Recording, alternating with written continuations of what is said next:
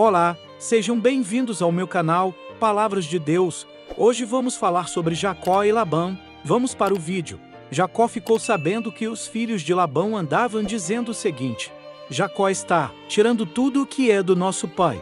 É às custas do nosso pai que ele está ficando rico.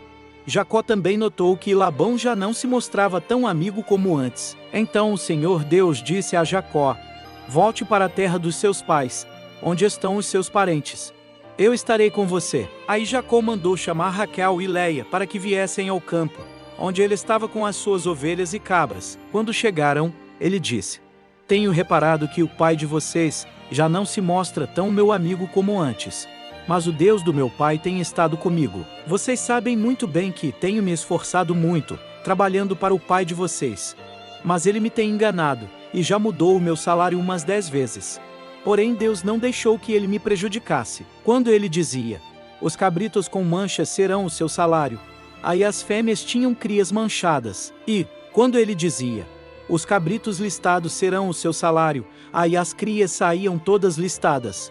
Foi assim que Deus tirou os rebanhos do pai de vocês e os deu a mim. Um dia, quando os animais estavam no tempo do cruzamento, eu tive um sonho.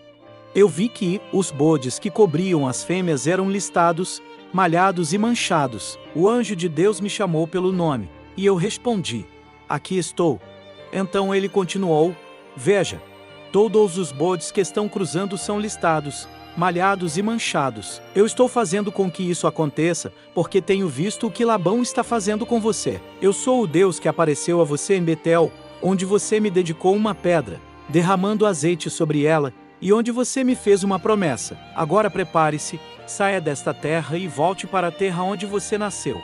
Então Raquel e Leia responderam: não sobrou nada para herdarmos do nosso pai. Ele nos trata como se fôssemos estrangeiras. Ele até nos vendeu e depois gastou todo o dinheiro que recebeu como pagamento. Toda a riqueza que Deus tirou do nosso pai é nossa e dos nossos filhos. Portanto, faça tudo o que Deus mandou. Jacó se preparou para voltar a Canaã, onde morava Isaque, o seu pai. Fez com que os seus filhos e as suas mulheres montassem os camelos.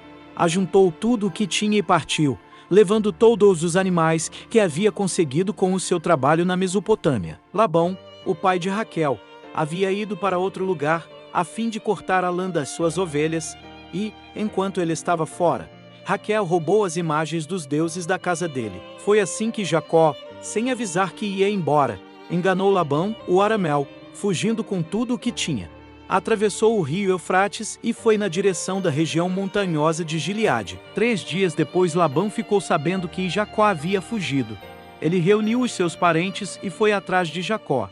7 dias depois, Labão alcançou Jacó na região montanhosa de Gileade. Naquela noite Deus apareceu num sonho a Labão, o arameu, e disse: cuidado, não faça nada a Jacó. Labão alcançou Jacó na região montanhosa de Gileade, onde ele estava acampado. E Labão e os seus parentes acamparam no mesmo lugar. Aí Labão disse a Jacó: por que foi que você me enganou, levando as minhas filhas como se fossem prisioneiras de guerra? Por que você me enganou, fugindo desse jeito, sem me dizer nada? Se você tivesse falado comigo, eu teria preparado uma festa alegre de despedida, com canções acompanhadas de pandeiros e de liras. Você nem me deixou beijar os meus netos e as minhas filhas.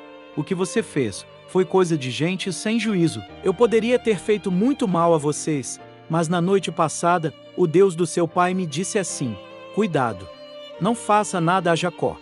Eu sei que você foi embora porque tinha saudades de casa, mas por que foi que você roubou as imagens dos deuses da minha casa? Jacó respondeu: eu fiquei com medo, pois pensei que o Senhor ia me tirar as suas filhas à força. Mas, se o Senhor achar as suas imagens com alguém aqui, essa pessoa será morta. Os nossos parentes são testemunhas. Se o Senhor encontrar aqui qualquer coisa que seja sua, pode levar. Acontece que Jacó não sabia que Raquel havia roubado as imagens. Labão entrou na barraca de Jacó, depois na de Leia e depois na das 2 escravas, porém não encontrou as suas imagens. Então foi para a barraca de Raquel.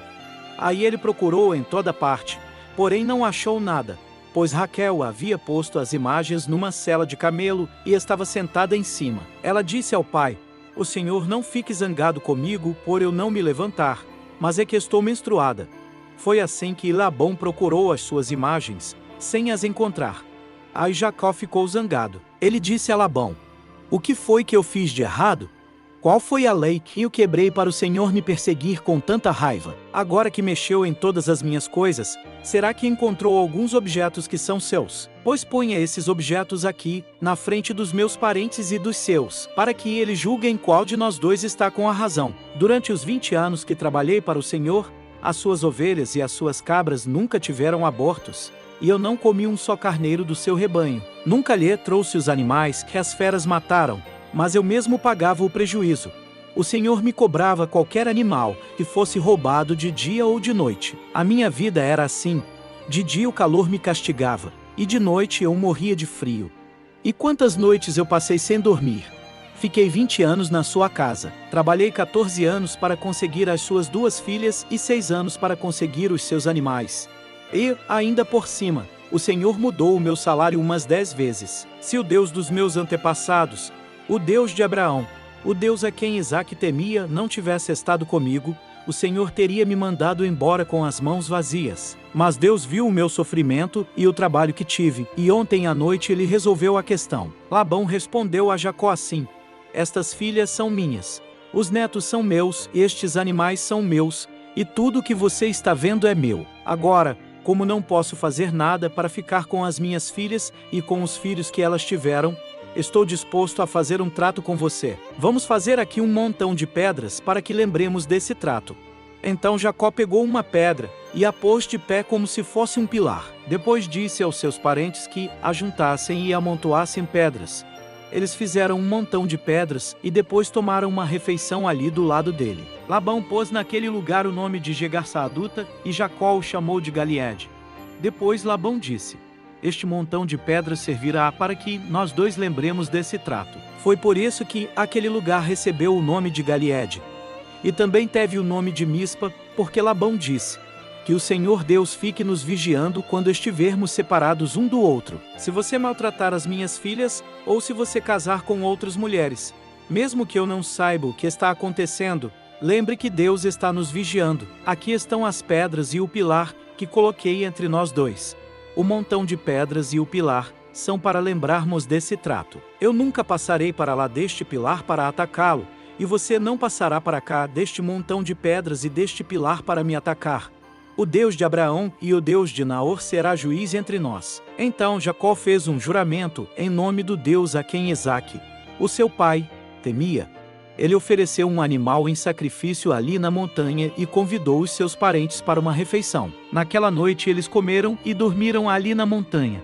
Na manhã seguinte Labão se levantou bem cedo, beijou as suas filhas e os seus netos e os abençoou, e depois foi embora, voltando para a sua terra. E assim chegamos ao final desse vídeo. Espero que vocês tenham gostado e até a próxima.